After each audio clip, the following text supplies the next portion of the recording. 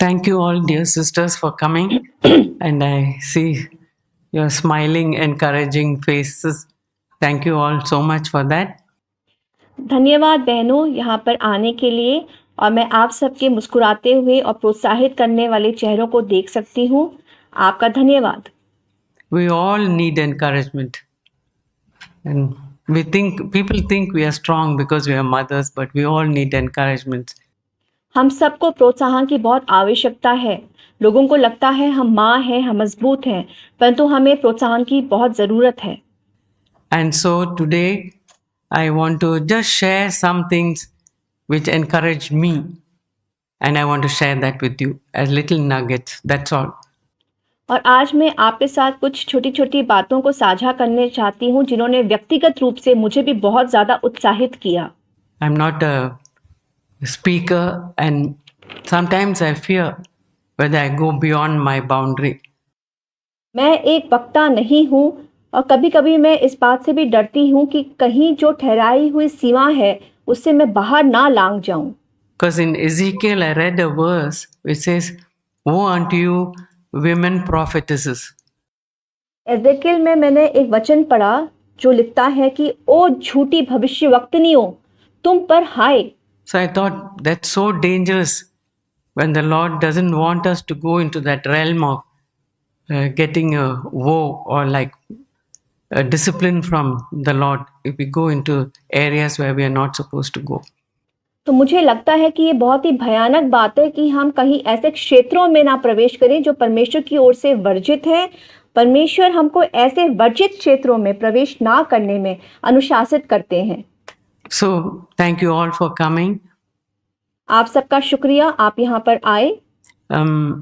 I was just thinking when Jesus left his disciples and was going to heaven. मैं उन पलों के बारे में सोचती हूँ जब यीशु मसीह स्वर्ग जाने वाले थे अपने चेलों को इसी पृथ्वी पर छोड़कर। I was thinking of the time when my dad left me in college. और मैं उस समय के बारे में सोच रही थी जब मेरे पिता मुझे कॉलेज में छोड़कर जा रहे थे। In the hostel and was saying goodbye to me. The first time I was leaving home, like on a permanent basis, and saying goodbye. And I was comparing that with Jesus when he said goodbye to his parents. ये पहली बार था कि मैं स्थायी आधार पर घर छोड़कर college के छात्रावास में रहने के लिए जा रही थी और मेरे पिता ने मुझे अलविदा कहा। बिल्कुल उसी पल जिस प्रकार यीशु मसीह ने स्वर्ग जाने से पहले अपने चेलों को अलविदा कहा। To his disciples. And Jesus said, don't be troubled. John 14, let not your heart be troubled. और यीशु मसीह ने अपने चेलों को कहा कि व्याकुल मत हो। यूहन्ना अध्याय 14, तुम्हारे मन व्याकुल ना हो। Don't be troubled. It's almost like my dad is telling me, don't worry, don't be troubled.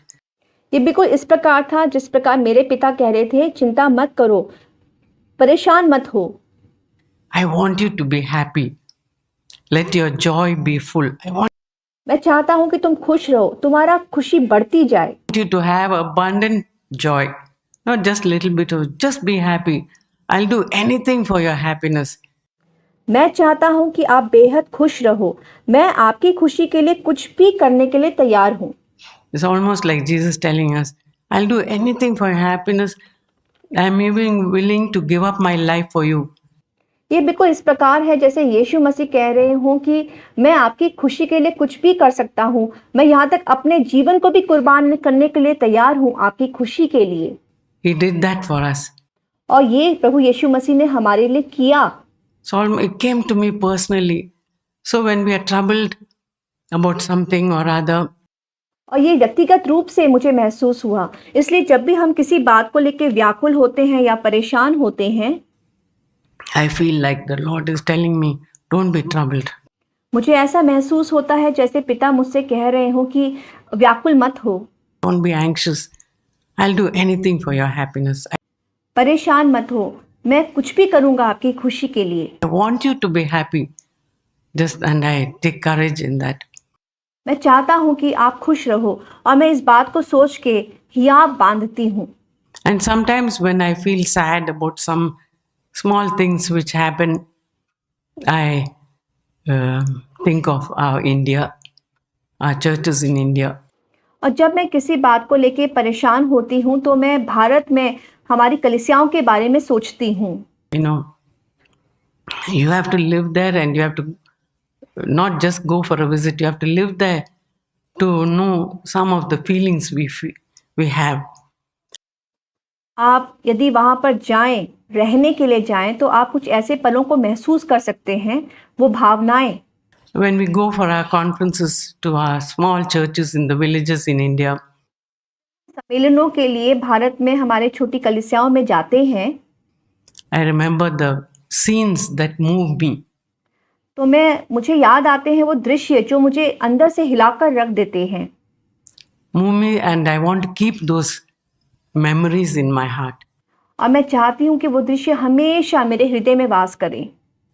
As we are going down those village roads, और जब हम उन गांव की सड़कों से नीचे की तरफ जा रहे होते हैं, there we see children, small girls, with some kind of basket, like cheap basket, and on the road they are collecting cow dung. छोटी बच्चियों को जो अपने सर पर एक टोकरी को रखे होते हैं और जो सड़कों में जो गोबर गिरा होता है, उस गोबर को वो बच्चियां इकट्ठा कर रही होती हैं। You will think, is that such a precious thing for people to collect? आप सोचते होंगे क्या वो इतनी बहुमूल्य चीज है कि लोगों को वो इकट्ठा करनी होती हैं? But the children are there scraping the cow dung from the road. और बच्चे उस गोबर को सड़कों में से खुरच कर निकाल रहे होते हैं। Some passing animals would cows especially would have, and they collect it, and that's in the morning before anybody else can get it. और ये कार्य वो सवेरे उठकर ही करते हैं कि उनसे पहले कोई ऐसा व्यक्ति ना आ जाए। They collect it and they go home, and mom is waiting. It's a little shack of a house in the और वो इकट्ठा करते हैं, वो घर जाते हैं जहाँ पे उनकी माँ इंतजार कर रही होती हैं उनका। village. Mostly in Tamil Nadu is like that. Tamil Nadu के गांव में आप इस दृश्य को देख सकते हैं। And the mom is waiting with some straw, and she mixes the cow dung with the straw, and she makes patties with it. माँ घर में उस गोबर को लेकर उसमें एक भूसा मिलाती है और उसके उपले बनाती है with a hand and sticks them on the outside of their little dwelling. I wouldn't say it's a house or a hut. They stick it on that and it stays there. Those और माएँ उसको लेके अपने हाथों से उपले बना के अपने छोटे छोटे घरों की बाहर की दीवारों में चिपका देती हैं। patties, round things. ये गोल गोल से आकार की होती हैं। It stays there, and after a few days, maybe those fall off because they get dried up and they fall off. और कुछ घंटों या कुछ दिनों के बाद जब वो सूख जाती हैं तो दीवारों से ये उपले नीचे गिर जाती हैं। And that is the fuel, because even wood is scarce. और यही है ये गोबर के उपले जो उनका ईंधन है, क्योंकि लकड़ी भी जो है वहां पर बहुत दुर्लभ है। In those poor villages, to buy wood is scarce. वहाँ पे बहुत गरीबी है उन क्षेत्रों में, उन गाँव में, इसीलिए लकड़ी को पाना भी बहुत अपर्याप्त दुर्लभ बात है। Kerosene and gas and all, it maybe they have to keep it for the time when their children get jobs. Kerosene और अगर गैस सिलेंडर की बात हो तो वो उस समय के लिए होगा जब उनके बच्चों को नौकरी लग जाएगी, तो तब शायद वो चीजें उनके घर में आए। That's all. But the poor women, that is their fuel. पर उन गरीब स्त्रियों के लिए यही गोबर के उपले उनका ईंधन है। And then I think, like, Lord, what am I complaining about? My gas is over, and it lasted only 3 weeks. Or प्रभु, मैं किस बात की शिकायत कर रही हूँ?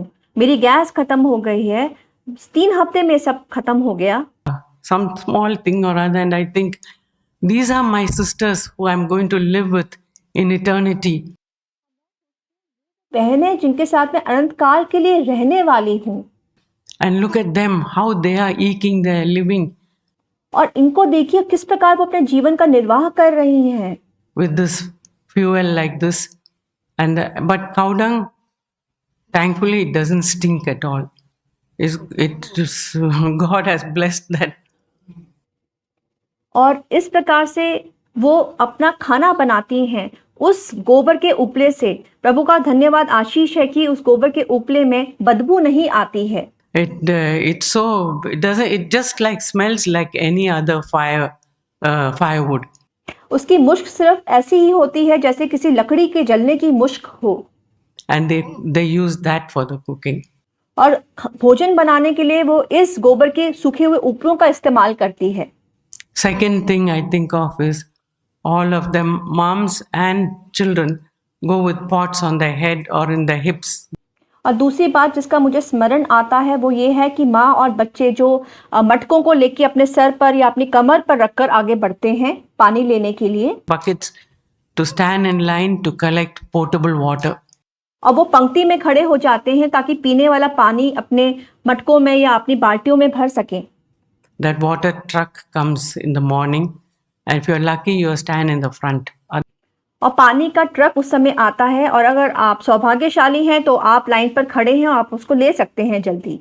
Otherwise, there's all pushing, fighting, quarreling, shouting, and नहीं तो वहाँ पे बहुत ज़्यादा धक्का मुक्की होती है, वहाँ पे झगड़े होते हैं, वहाँ पे बहुत चिल्लाना होता है। stand in line to get a bucket of water for your cooking purposes. And they take that home without spilling anything. They walk. और वो इस प्रकार बाल्टियों में अपने मटकों में पानी को भरते हैं और जब वो सड़कों से अपने घरों की तरफ चलते हैं तो वो एक भी पानी की बूंद को छलकने नहीं देते। No trolleys or anything to push on their head, hip. Even the children carry that home. और वहाँ पे कोई ट्रॉली नहीं होती है, छोटे छोटे बच्चे तक यहाँ तक सर पे और अपने कमरों में उस पानी के मटकों को लेकर घर की तरफ बढ़ते हैं। And that's how they live. और इसी प्रकार से वो अपने जीवन का निर्वाह करते हैं। And then I think, Lord, help me etch that memory in my mind always. और मैं प्रभु से कहती हूँ, प्रभु मेरी मदद कर कि हमेशा मैं अपने मस्तिष्क में इस याद को बरकरार रखूं। When I'm living in a country where there's so much of wealth, so much of comfort, and my children have got good jobs. खासकर तब जब मैं एक ऐसे देश में रहती हूँ जहाँ पे बहुत ज़्यादा धन है, बहुत सुविधाएं उपलब्ध है और मेरे बच्चों को बहुत अच्छी नौकरियां भी हैं। Help me never forget this, how my sisters are living in India. मैं कभी ये चीज़ ना बोलूँ कि किस प्रकार मेरी बहनें भारत में रहती हैं। And they finish all that and they come to the church and they sit there. और वो घर का सारा कार्य खत्म करके कलीसिया में आती हैं और वो वहाँ पर बैठती हैं। Listen to God's word. No ceiling fan, no fans or anything. It's just a temporary, like a thatched roof. और वो वहाँ पर बाहर बैठती है, वहाँ पे कोई भी पंखे नहीं हैं, भूसे की छत है, वहाँ पे बैठ के वो परमेश्वर के वचन को सुनती हैं। Because it's warm, we like the open. It's like sitting in the open air. वहाँ पे बहुत गर्मी होती है, इसीलिए हमें पसंद है कि हम बाहर खुले में बैठ जाएं। And they fan themselves with a paper or something. और पंखे की जगह वो पेपर का इस्तेमाल करके अपने आप को हवा देती हैं। And they listen to God's word. और इस प्रकार वो परमेश्वर के वचन को सुनती हैं। And I think, Lord, please keep that memory in my heart always. और मैं प्रभु से कहती हूँ, प्रभु मेरी मदद करके मैं अपने हृदय में इस बात को हमेशा अमिट रूप से याद रखूं। My mind, that wherever I go, I won't be giving in to complaining. This is not right. That is not right. प्रभु मैं कहीं भी जाऊं, मैं इस दृश्य को याद रखूं और मैं कभी भी कोई शिकायत ना करूं, ये सही नहीं है या ये सही नहीं है, This is not available. Anything like that. कि ये चीज यहाँ पर प्राप्त नहीं हो सकती, ऐसी कोई भी चीज मैं ना करूं। Please take that complaining. And that's why I like to go back to India often as I can. शिकायत को मुझसे निकाल दे और इसी कारण मुझे पसंद है कि मैं जितना हो सकता है मैं भारत में जाऊं। Because I love that scene. I don't want to forget that. दृश्य बहुत अच्छा लगता है, मैं कभी भी उसको भूलना नहीं चाहती। And I think, Lord, let me never forget this. Let my children never forget from where they have come. They have not grown up in a big affluent city. और मैं कहती हूँ, प्रभु मैं कभी इस बात को ना भूलूं, मेरे बच्चे भी कभी इस बात को ना भूलें, क्योंकि उनकी परवरिश ऐसे समृद्ध शहर में कभी नहीं हुई They have grown up seeing this. और उनकी परवरिश ये सब दृश्य देखते हुए ही हुई है। Please let them teach this lesson to their children. प्रभु कृपा यही बातें वो अपने बच्चों को भी सिखाएं, ये मूल्यवान पाठ। This valuable lesson, and I want to keep that. I was also thinking of another time we went for a meeting, conference in one of our Tamil Nadu churches. और मैं एक और बात दृश्य को भी याद करती हूँ। हम एक सम्मेलन के लिए तमिलनाडु में कलीसिया में गए And there it was evening and we were sitting in the open. और शाम का समय था और हम बाहर खुले में बैठे थे। And I sit on the floor somewhere at the back and my husband front with the translator was speaking. और मैं सबसे पीछे बैठी हुई थी और मेरे पति अनुवादक के साथ आगे थे। I was sitting in the back and then I saw some children tapping their mom. Mama, look outside. और मैंने देखा कि कुछ बच्चे अपनी माँ के पास आकर उनको बोल रहे थे कि माँ माँ देखो, बाहर देखो। And she looked outside and they were also scared. They huddled close to the mother. बहन ने भी बाहर देखा और बच्चे इतने ज्यादा डर गए थे कि वो अपनी माँ से चिपक गए। It was an unconverted, maybe drunken father शायद वो अपरिवर्तित और पूरी तरीके से नशे में लुप्त पिता था। staying outside. And he was doing this at her and said, wait till you come home. और वो उंगली दिखा के ऐसा कह रहा था कि रुक जा, अभी जरा घर आ जा। And they were all looking so frightened. And she was keeping her children like comforting way. Almost she couldn't वो बहुत ज्यादा बच्चे डर गए थे, परंतु उस माँ ने उन सब बच्चों को एक हियाब दिया। talk anything because it was a meeting. But she was comforting them. It's okay, it's okay. She वो बहुत डर गए थे और क्योंकि वो सभा चल रही थी इसलिए वो कुछ बोल नहीं पाए, परंतु माँ उनको कह रही थी सब कुछ ठीक है, सब कुछ ठीक है, याद रखो। knew, I think the children knew. Must have been some beating or foul language or hunger or spurts of anger, whatever was waiting. She knew that that's going to happen, but she was comforting her mother. बच्चे भी जानते थे कि अब घर जाकर या तो मार पड़ने वाली है या अभद्र भाषा गाली गलौज होने वाला है या भूखा रहना पड़ सकता है या मारपीट हो सकती है। और इस बहन को भी इस बात का अनुमान था, परंतु फिर भी वो अपने बच्चों को कितना ज्यादा हियाब दे रही थी। Her children, don't worry, everything's okay. चिंता मत करो बच्चों, चिंता मत करो, सब कुछ ठीक है। Listen to the word of God. Take comfort from that. सुनो सुनो, परमेश्वर के वचन को सुनो, परमेश्वर के वचन को सुनकर हियाब बांधो। Whispering that.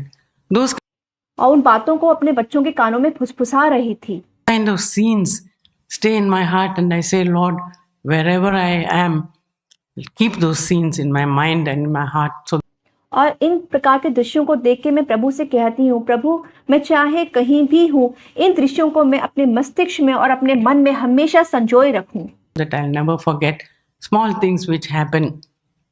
Let them never upset me. और प्रभु इन बातों को मैं याद रखूं और छोटी छोटी बातों के कारण मैं कभी भी परेशान ना हो जाऊं। And I was thinking, now there are a few, I don't think there are unmarried girls. मुझे लगता है यहाँ शायद अविवाहित बहनें नहीं हैं। Anyway, if our daughters are waiting for marriage, फिर भी यदि हमारी बेटियां यहाँ पे शादी के इंतजार में हैं, we can tell them, pray about your future. हम कह सकते हैं कि अपने भविष्य के बारे में बहनों आप प्रार्थना कीजिए। Have that vertical relationship for all of us. You know, we heard that there's a vertical and a horizontal relationship. सबने सुना है कि एक सीधा, एक खड़ा संबंध है और एक समांतर आड़ा संबंध है। Vertical relationship is with our Father. जो सीधा, जो खड़ा संबंध है वो हमारा परमेश्वर पिता के साथ का संबंध है। Relationship with the Lord. Whoever we are, whether unmarried or married, keep that vertical relationship strong. चाहे हम विवाहित हो, चाहे हम अविवाहित हो, परंतु जो ये खड़ा हुआ जो संबंध है वो हमारा पिता के साथ, प्रभु के साथ बहुत मजबूत हो। as strong as you can. जितना मजबूत आप रख सकते हैं उतना मजबूत हो. The devil will bring all kind of things to shake that vertical relationship of शैतान हर प्रकार की बातों को लाएगा ताकि किसी रीति से जो सीधा संबंध पिता के साथ है वो हमारा हिल जाए, डगमगा जाए. the cross, shake it and break it. But that must be so strong because that is our anchor. We cannot survive without that vertical relationship being हम इस खड़े संबंध के बगैर बिल्कुल भी जी नहीं सकते. वो ऐसा है जो वो लंगर है हमारा. all right. Make it strong and say, Lord, as long as I live, please help me to keep that vertical relationship strong. पिता, जब तक मैं जीवित हूँ मेरी मदद कीजिए. ये जो खड़ा संबंध है प्रभु, ये जितना मजबूत हो सकता है तेरे साथ उतना मजबूत मेरे प्रभु ये रहे. And then everything else will fall in line. The horizontal, our relationship with others, with our husbands, with our children.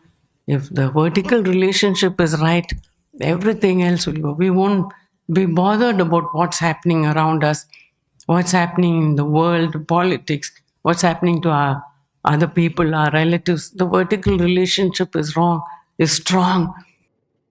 यदि ये सीधा जो संबंध है हमारा पिता के साथ बिल्कुल सही रहेगा तो अपना आप ही ये आड़ा संबंध भी बहुत मजबूत हो जाएगा और फिर सब कुछ ही बहुत ही व्यवस्थात्मक रिश्ते से स्थापित हो जाएगा. हमारा आड़ा रिश्ता, हमारे पति के साथ का संबंध, बच्चों के साथ का संबंध, दुनिया में क्या हो रहा है, राजनीति में क्या हो रहा है, रिश्तेदारी में क्या हो रहा है, सब कुछ अपने आप ही एक व्यवस्थात्मक रीति से होना शुरू हो जाएगा. Then the Lord will take care of the rest. और परमेश्वर इन सब बातों का ध्यान रखेगा. When we think of married life, we all know the familiar chapter in Proverbs 31. और जब भी हम शादीशुदा जीवन के बारे में सोचते हैं तो एक बहुत ही जाना माना अध्याय है नीति वचन जिसके बारे में हमें याद आता है. We all like to read that and meditate on it, and we हम सब उसको पढ़ते हैं और हम सब उस पर मनन करते हैं. heard many sermons about it. Proverbs 31. और बहुत ज़्यादा हमने इसके बारे में वचन सुना भी है. वो है नीति वचन अध्याय 31. About a virtuous woman, how she's so industrious and she's so hardworking and she gets up early and she's so strong and she's so well off and she has servants and everything she manages okay. एक बुद्धिमान भली पत्नी, एक धार्मिक स्त्री, वो बहुत उद्यमी होती है, वो परिश्रमी होती है, भोर को उठने वाली और बेहद मजबूत होती है. वो समृद्ध है, उसके पास दासियां हैं और वो सब बातों का प्रबंध करने वाली बुद्धिमान स्त्री होती है. And many of us, when we read that, we are challenged. Oh, I want to be like that. और हम में से बहुत जब इनको पढ़ते हैं तो हमको एक चुनौती मिलती है कि हाँ, हमें भी ऐसा ही होना है. Virtuous woman, I want to work hard, I want to be sewing and I want to do cooking and everything like that. But कि हम भी बहुत ज़्यादा परिश्रमी हो, हम भी बीज को बोएं, हम भी खाना बनाएं, हम ये सब करें. there are 3 verses which always come to me 3 ऐसे वचन हैं जो हमेशा मुझे याद आते हैं when I think of that. And the first verse is in verse 11, Proverbs 31 verse 11, which says, the heart of her husband safely trusts in her. नीति वचन अध्याय 31 का 11 ये अंग्रेजी में है पर हिंदी में 31 का 10 उसके पति के मन में उसके प्रति विश्वास है. She will do him good all the days of her life. 12 वह अपने जीवन के सारे दिनों में उससे बुरा नहीं वरन भला ही व्यवहार करती है. And that verse always speaks to me. और ये वचन हमेशा मेरे हृदय से बात करता है. My husband's heart should trust in me. मेरे पति का हृदय मुझ पर पूरा विश्वास करे. He should not think, oh, my wife, she might say foolish things. वो कभी ये ना सोचे, ओ मेरी पत्नी ये कहीं मूर्खता वाली बात ना किसी से कर दे. She might do, I hope it's the right verse, yeah. She might do foolish things. She might ये शायद कोई मूर्खता वाली हरकत ना कर दे. act in an unwise way. She might say some stupid thing to somebody. कहीं कुछ गलत बात किसी को ना कह दे. But this is the goal which I want to keep before me. और यही वो लक्ष्य है जो मैं अपने लिए स्थापित करना चाहती हूँ। My husband's heart should safely trust in me. मेरे पति का मन मुझ पर पूरा विश्वास कर सके। He should not think, oh, if I tell my wife this, she'll be so shaken up, she'll cry and she'll have to take her to some counseling or something.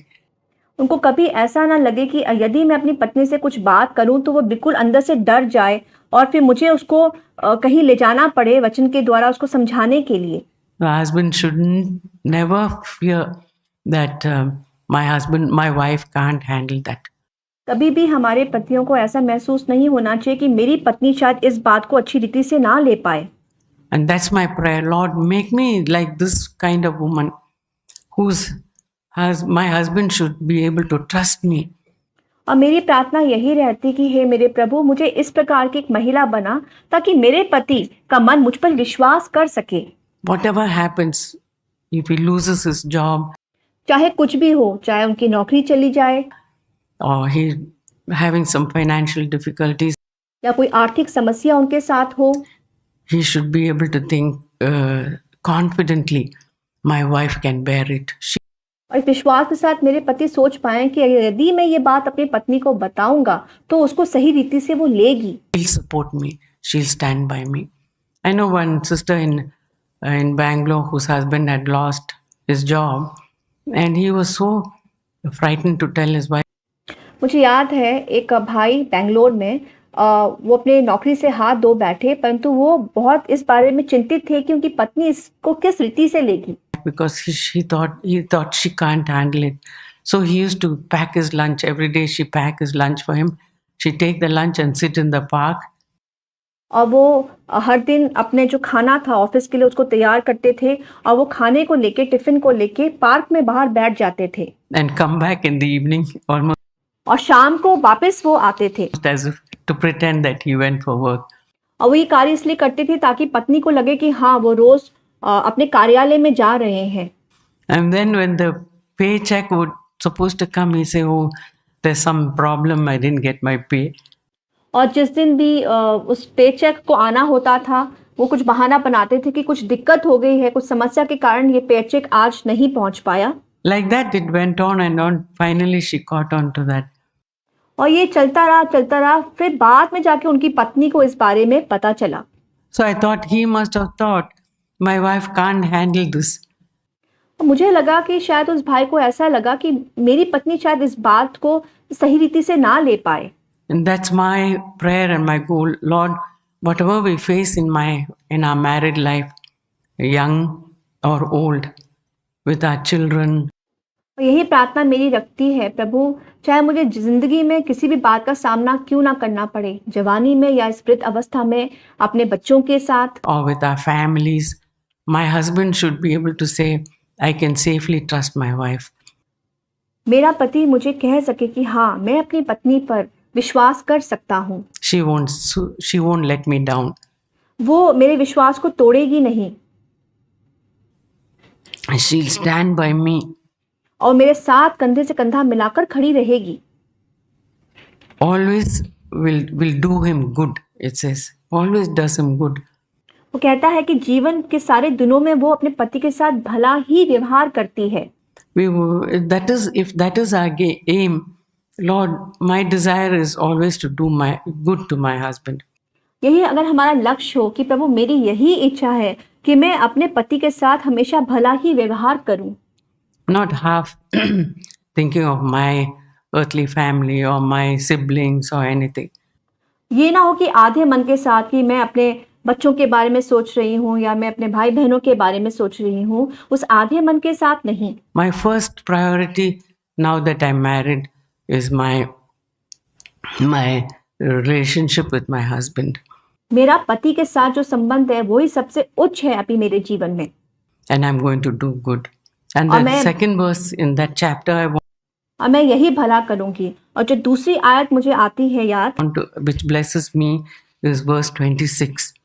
और ये वचन मुझे बहुत आशीष देता है। ये वचन है 31 का 26। It says, the law of kindness is in her tongue. ये कहता है और उसके वचन कृपा की शिक्षा के अनुसार होते हैं। Kindness is the rule in which she does anything. कृपा ही एक सिद्धांत है जिसमें होकर वो हर कार्य को करती है। That often speaks to me. और ये अक्सर मुझसे बात करता है।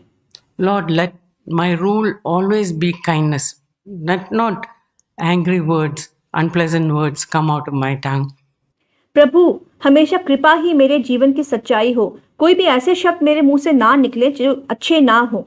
Always my rule should be a rule of kindness. अप्रिय शब्द मेरे मुंह से ना निकले, बल्कि सिद्धांत मेरा हमेशा कृपा का ही हो। Kindness to my husband, kindness to my children.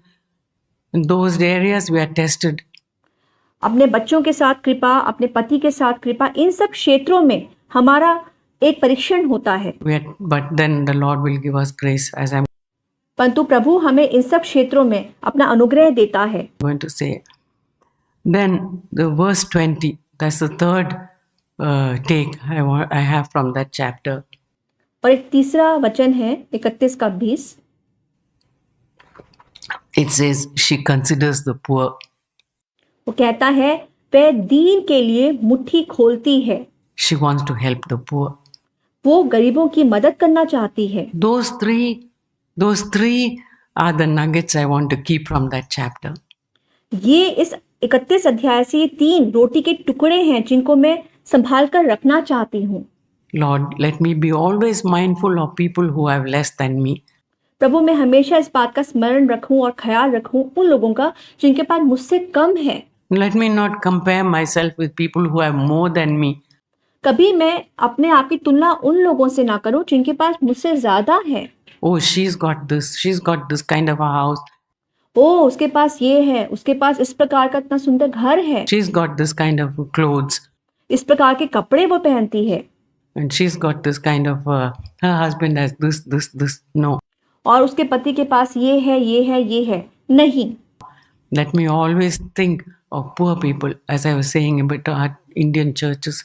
When I think, और हम हमेशा दीन लोगों के बारे में, दरिद्र लोगों के बारे में सोचें, जिस प्रकार मैं भारत में उन कलीसियाओं के बारे में अभी बात कर रही थी। like that downwards, then all kind of covetousness, greed, all these things will be taken away. और यदि हम इस रीति से सोचेंगे तो हमारे अंदर का कुछ भी लालच, कुछ भी ऐसी बात हमारे हृदय में नहीं रहेगी। I'll be satisfied with what I have. जो कुछ भी मेरे पास है तब मैं उसी में संतुष्ट और तृप्त रहूंगी। And in the New Testament, the Lord says, one of the नया नियम में प्रभु कहता है, examples that we read of in the New Testament for women is Sarah. नए नियम में एक उदाहरण हम पढ़ते हैं, वो है सारा। I would think, why would the Peter, in 1 Peter chapter 3 verse 6 it says, why would Peter say about Sarah of all people, Old Testament? He could have said, look at Jesus, the mother Mary. और मैं सोचती हूँ पहला पत्रस अध्याय 3 का 6 में सारा के बारे में वर्णन करता है, और मैं सोचती हूँ कि सारा के बारे में पत्रस क्यों बोल रहा है, यीशु मसीह की माँ मरियम के बारे में क्यों नहीं बोलते, Or somebody else in the New Testament. या नए नियम में किसी और बहन के बारे में भी तो वर्णन किया जा सकता है। But Peter chooses to, Mary, really a example for all of us to follow. मेरा मतलब है मरियम सच्ची में एक उदाहरण है हम सबके लिए। And we do honor her and respect her. हम उसका आदर करते हैं इस बात के लिए। But Peter says about Sarah, and I परंतु पत्रस सारा के बारे में वर्णन करते हैं। was thinking, what's that so special about Sarah? She और मैंने सोचा कि इतना खास क्या है सारा के बारे में। lived in the Old Testament. And I meditated on that. If you read, when you get time, from Genesis 12 onwards, all the following chapters, अगर आपको समय मिले तो आप मनन करें उत्पत्ति के अध्याय 12 से आगे के बढ़ते हुए सारे अध्यायों में। you can read about Sarah. Sarah was a very beautiful lady. आप सब सारा के बारे में इन अध्यायों में पढ़ सकते हैं। सारा बहुत ही ज्यादा सुंदर स्त्री थी। And she lived in a very affluent town, like living in New York or in the Silicon Valley. और वो बहुत ही ज्यादा संपन्न नगर में रहती थी, जैसे आज का न्यूयॉर्क है, सिलिकॉन वैली है, very rich, beautiful, had a बहुत ही सुंदर, बहुत ही ज़्यादा संपन्न, nice home of her own in a town called Ur of the Chaldees, somewhere और कसदियों के देश ऊर में जो मेसोपोटामिया में है, वहाँ पर उसका एक बहुत ही बड़ा घर, संपन्न घर था। in Mesopotamia, Iraq, maybe those days. और ये मेसोपोटामिया इराक के क्षेत्र में था उन दिनों में। And she lived there, and she had a wonderful husband, a husband who had faith. He's an example of faith for all और उनका एक बहुत ही अच्छा पति था, और वो पति जो एक उदाहरण है विश्वास में। of us. Okay, what's so special about her? One fine day, they're living comfortably in that city, और कुछ खास क्या है, अब एक भले दिन जब वो बहुत आराम से उस संपन्न नगर में रह रहे थे, everything they need is provided. He's very rich. वो बहुत अमीर है, जो कुछ भी उनको ज़रूरत होती है सब कुछ उनको मिल जाता है। He comes and says, God told me that we have to leave this town and we और वो कहते हैं कि प्रभु ने मुझसे कहा है कि हमें इस नगर को छोड़कर जाना है। have to go away somewhere. And then she asks, where are we going? I really don't know where we are going. और वो पूछती है कि हम कहाँ जा रहे हैं। तो वो कहते हैं कि मुझे नहीं पता कि हम कहाँ जा रहे हैं, But we have to be camping. पर मुझे लगता है कि हमें डेरे डालने पड़ेंगे। We're not going to have the comforts of this house or anything, running water, this, no. हमारे पास इतना ज़्यादा आराम नहीं होगा जैसे हमें इस घर में आराम है कि पानी भी हमें मिल जाएगा या ये चीज़ उपलब्ध होगी, नहीं होगा। We have to camp like these settlers who came on wagons to America. We have to be camping. We're going from place to place, living और इसी प्रकार हमें भी डेरे डाल के इधर से उधर जाना पड़ेगा। in tents. And no question about that. She just followed. और एक भी सवाल उसने नहीं किया, चुपचाप वो अपने पति के पीछे पीछे चल पड़ी। Okay, Abraham. She called him Lord. Okay. Okay, ठीक है अब्राहम। और सरा अब्राहम को प्रभु कहती थी। Like what we say in our Eastern culture. Yes, and she packed up and she went. And then he says, by the way, we are taking my dad and my nephew also with us. और वो सारा अपना सामान जो है वो सबको इकट्ठा करती है, तैयारी करती है, और वहाँ कहते हैं कि मैं अपने पिता को और मैं अपने भाई के बेटे को भी अपने साथ ले जा रहा हूँ। It says, oh, I thought we both are going on a trip, just you and I. No, okay, we'll go together. और वो कहती कि मुझे तो लगा शायद हम दोनों ही जाने वाले हैं, पर ये भी जा रहे हैं, कोई बात नहीं, ठीक है। And they go from place to place, living in tents. और वो जगह से जगह चलते रहे और वो सारे तंबू में वास करते थे। And she gets used to that comfort. There's और उसको आदत पड़ गई इस प्रकार के जीवन को जीने की। one step of submission that we see. और ये पहला कदम है अधीनता में रहने का, जो हम यहाँ पर देख सकते हैं। And suppose I were to say, think of my condition, let's go back to India and live.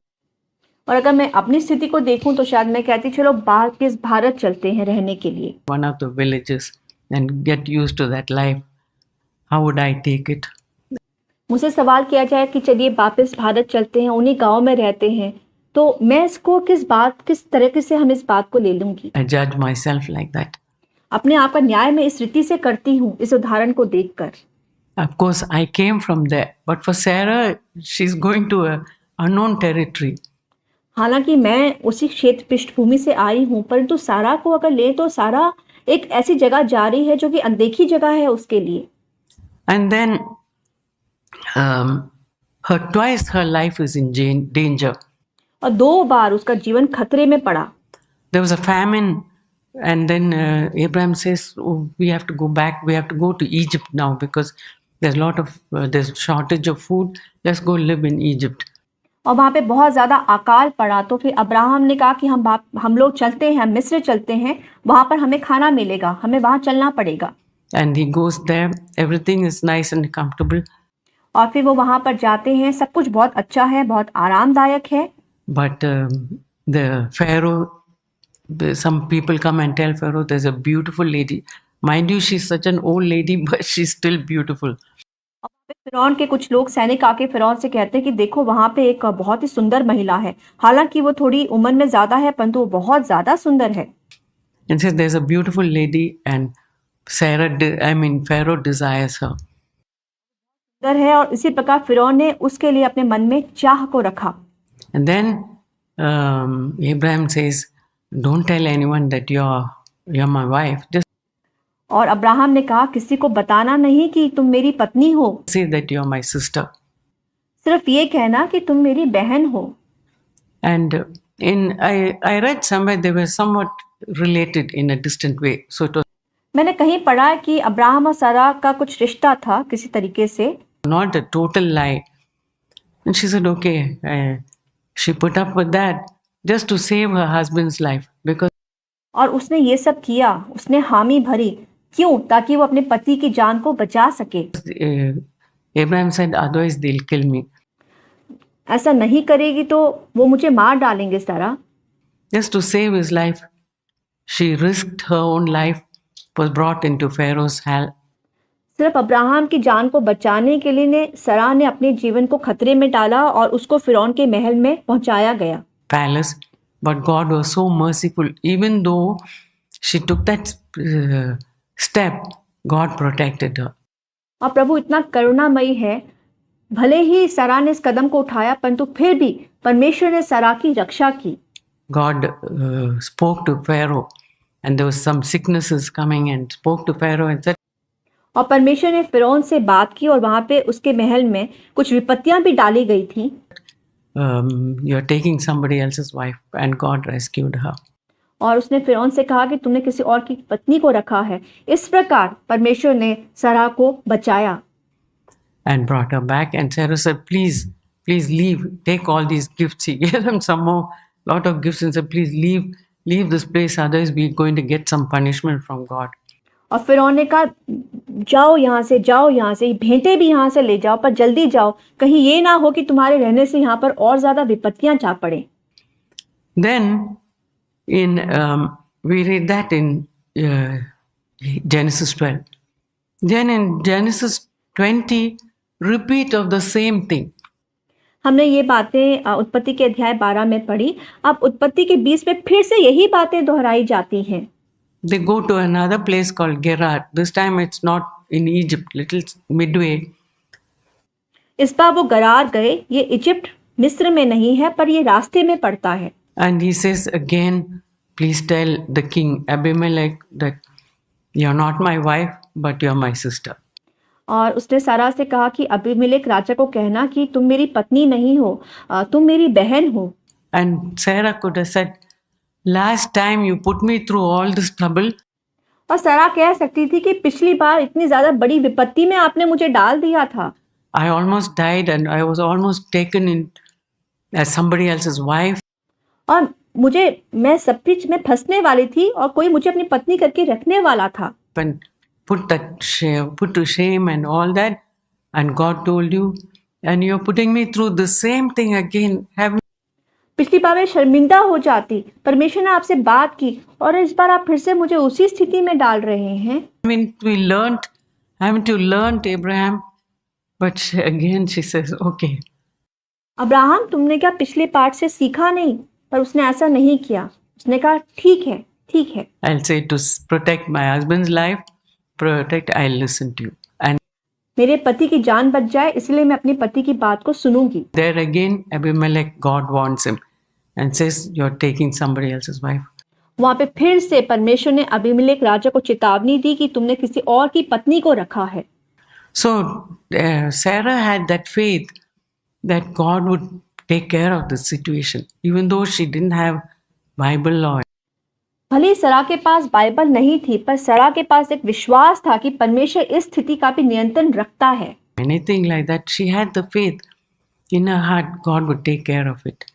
तो विश्वास था अपने हृदय में कि परमेश्वर मेरी इस बात को संभाल लेगा, इस स्थिति को। My duty is just listen to my husband. He tells me something because he's a man of faith and all. मेरा फर्ज है कि मैं अपने पति की बात को सुनूं क्योंकि वो एक विश्वास रखने वाला व्यक्ति है। These chapters between 12 and 20, God is continuing to speak to Abraham. और उत्पत्ति के अध्याय 12 से उत्पत्ति के अध्याय 20 तक के अगर बीच में हम अध्यायों को पढ़े तो वहां पे परमेश्वर लगातार अब्राहम से बातचीत कर रहा है। Abraham, I'm your shield. I'm going to make you a nation, father of a nation. I'm going to bless you. Your offspring will be blessed. You're going to have this whole land will belong to you. They'll be like the stars of the sky. Abraham, मैं तेरी ढाल हूँ, मैं तुझे राष्ट्र का पिता बनाऊंगा, मैं तेरी संतानों को आशीष दूंगा, ये सारी भूमि तेरी निज भूमि होगी, तेरा वंश आकाश के तारागण के समान होगा। God is giving all those promises to Abraham, Abraham को परमेश्वर ये सारे वायदे दे रहा है, but nothing to Sarah. पर सारा को कोई भी वायदा नहीं दे रहा। We don't read of anything. Sarah's not hearing anything. मैंने कुछ भी ऐसा नहीं पढ़ा, सारा कुछ भी नहीं ऐसा सुन रही है। Maybe Abraham came and told, you know what, God told me like this, God told me. हो सकता है अब्राहम ने सारा को बताया हो कि देखो परमेश्वर ने मुझे इस रीति से बताया। But she could have said, why doesn't God tell me? I'm listening to you. वो कह सकती थी परमेश्वर मुझसे क्यों नहीं बातचीत कर रहा, मैं तो आपकी बात को सुन रही हूँ ना। Can't he? But she was satisfied. Yes, God has spoken to my husband, that's enough. पर वो तृप्त थी, ठीक है, परमेश्वर ने मेरे पति से बात की ना, मेरे लिए उतना ही काफी है। I'll follow him. मैं उसका अनुसरण करूंगी। Even though he made these two mistakes, God overruled. भले ही बहुत ज्यादा ये दो गलतियां अब्राहम ने कर दी थी, परमेश्वर ने इसके ऊपर भी एक अपना कंट्रोल रखा। That was her faith and that was her submission. ये उसका विश्वास था सारा का, और ये सारा की अधीनता थी। And so Peter says, let Sarah be your example in submission. इसलिए पतरस कहता है कि सारा तुम्हारा उदाहरण बने अधीनता में।